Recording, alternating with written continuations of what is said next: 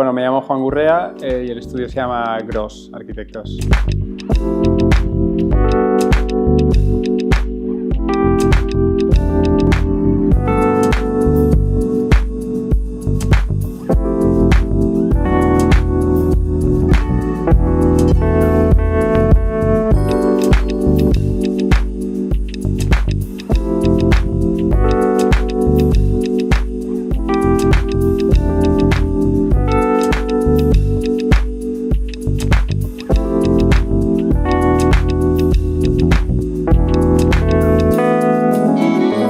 Igual comentaría dos proyectos. El primero, igual el más importante o significativo para mí, es nuestra casa, donde vivo con mi mujer, porque es un proyecto que te permite ser tu propio cliente, entonces enfocarlo con mucha más calma, con mucha más libertad de decisiones, disfrutas la obra de otra manera, tu implicación es otra, ¿no? Entonces es un proyecto que se llama Bolívar, que es una casa entre medianeras en Barcelona, de planta bastante estrecha, unos 7 metros más o menos de crujía.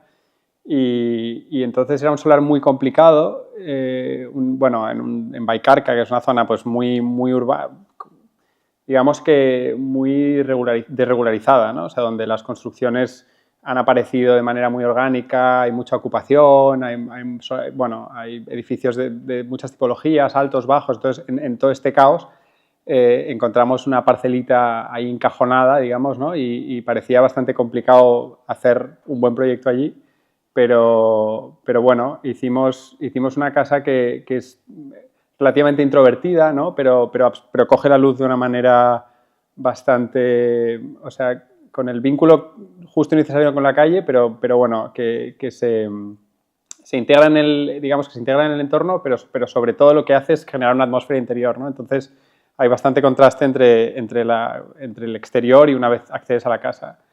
Y bueno, no sé, yo creo que este proyecto es el que más he disfrutado y luego también hemos trabajado en rehabilitación. Por ejemplo, hace poco hicimos la reforma de una casa de Correa de Milà, que es un despacho que a mí me gusta mucho, en Cadaqués, y allí fue todo lo contrario, ¿no? Fue entender perfectamente lo que se había hecho en el proyecto original y había un poco de ampliación, ¿no? Entonces, incluso la ampliación la hicimos un poco como con cierta continuidad. Se nota lo que es nuevo, pero claro, era tan bueno lo que ya había, porque además es un proyecto dentro de lo que han hecho ellos, de los que más me gusta, es la Casa Rumeu. Y entonces, eso, hubo un gran trabajo de restauración, que además lo hicimos con artesanos de Cadaqués, que muchos de ellos habían trabajado o conocían a los que eran descendientes de los que habían trabajado en la casa original en los 60 y luego, pues eso, la ampliación la hicimos con mucho, como entendiendo muy bien el origen de esa arquitectura, ¿no? A ver, una anécdota bastante chorra, pero yo estudié toda la carrera en Inglaterra, entonces cuando volví a España, después de haber trabajado también en París una época, estaba muy verde en construcción, porque en Inglaterra la verdad es que se estudia mucho el concepto y se le da mucha importancia al desarrollo de la idea y tal, pero técnicamente es mucho más flojo que aquí. Entonces, cuando llevé mi primera obra en España, yo, de cara al constructor, también quería como demostrar que sabía, ¿no? Estar aquello... Entonces, estábamos haciendo un forjado de hormigón visto y el constructor me dijo, oye, y en los cantos aquí te pongo un berenjeno, ¿no?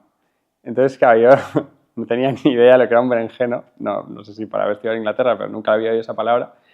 Y en vez de decirle qué es un berenjeno, le dije, esto déjame que lo piense. Entonces busqué en Google berenjeno y vi que era una cosa que odio, ¿no? Que es cuando los cantos de hormigón le ponen un perfil para estar a 45 grados. Y yo quería cantos rectos. Entonces dije, no, el berenjeno mejor que no. Es como una chorrada, pero al final, en fin, no pasa nada por preguntar, pero realmente si hubieran puesto el berenjeno se habría cargado el detalle constructivo que quería hacer, ¿no? Pero por no saber qué era, simplemente pues eso, lo busqué y ya está. Bueno, yo creo que probablemente el arquitecto actual con el que me gustaría sentarme sería con Álvaro Siza Vieira, bueno, me parece que es de las carreras más sólidas, ¿no?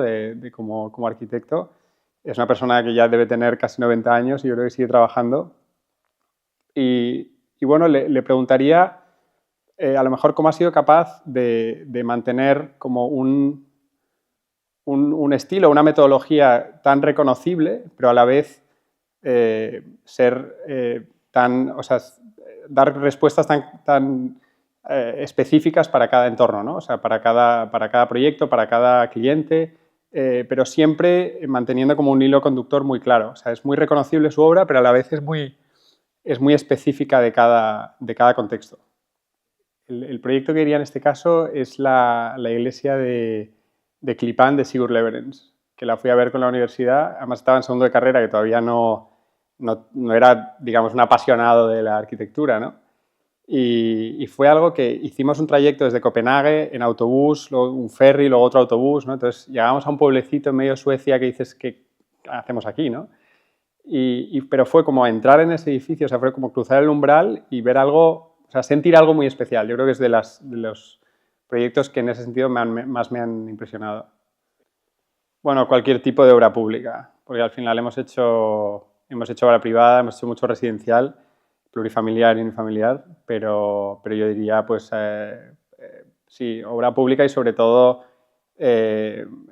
algo muy orientado a la gente, ¿no? O sea, como una biblioteca, una escuela o un colegio, o sea, un espacio de uso público, ¿no? De uso recurrente y público. Hombre, yo diría que bastante poco, bastante poco. O sea, cada vez siento más que la profesión del arquitecto se percibe como algo que hasta obstaculiza un poco, ¿no? Porque siempre, o sea, cuesta entender cuál es el trabajo del arquitecto, porque al final, pues, teóricamente un ingeniero podría construir una vivienda, ¿no? O sea, a nivel técnico se podría llegar a hacer, ¿no? Entonces hay muchos clientes que perciben algo, o mucha gente del público general, que percibe al arquitecto una persona que le hace cosas que igual no quiere hacer o que le va a encarecer el proyecto, ¿no? Pero, bueno, y desde un punto de vista absolutamente pragmático, igual que el arquitecto es prescindible, pero claro, un mundo sin arquitecto sería insufrible, ¿no? De pequeño, arquitecto yo creo que no.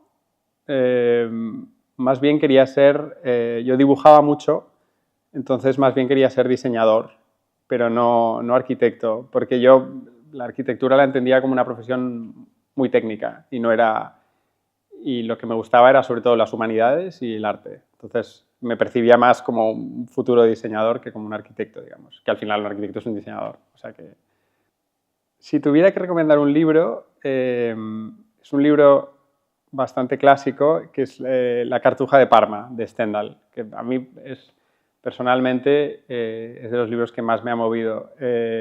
O diría o ese o El Quijote. El Quijote también es... Porque El Quijote, todo el mundo cree que lo ha leído, pero casi nadie lo ha leído. Entonces yo creo que es muy importante leer íntegramente El Quijote. Es un gran libro. Bueno, no soy particularmente bueno en los deportes. El único que se me da bien es esquiar. Y además me gusta no solo el deporte en sí, sino todo lo que conlleva. O sea, la naturaleza, la parada para comer. O sea, me gusta esquiar muchísimo y se me da bien, y además todo lo que gira en torno al plan de esquí. Me gusta mucho cocinar un plato que es el goulash, que es un plato de origen húngaro, que es como una especie de estofado que dicho así da mucha pereza, porque a mí el estofado al uso no me gusta, pero el goulash lleva unas especias y tal, y es buenísimo, y me encanta hacerlo. Y luego, como plato básico que me entusiasma, el arroz a la cubana, que me encanta. O sea, sí. Yo siempre valoro mucho en el cine que se basa mucho en la vida cotidiana, o sea, películas que te sorprenden porque no pasa nada excepcional, ¿no? Pero buscan la belleza en eventos que podrían ser absolutamente del día a día, ¿no? Como, por ejemplo, mencionaría a Kaurismäki, por ejemplo, que es un director finlandés. Yo creo que iría más o menos por esa línea. Una tarde perfecta, lo he descubierto este fin de semana, es una tarde con mi hija, porque es la primera vez que me han dejado solo con ella y pensaba que sería un lío, pero ha sido maravilloso. Entonces, muy sencillo. Es un bebé ahora tiene 9 meses. Sí, pero eso para mí ha sido la tarde perfecta, sin duda.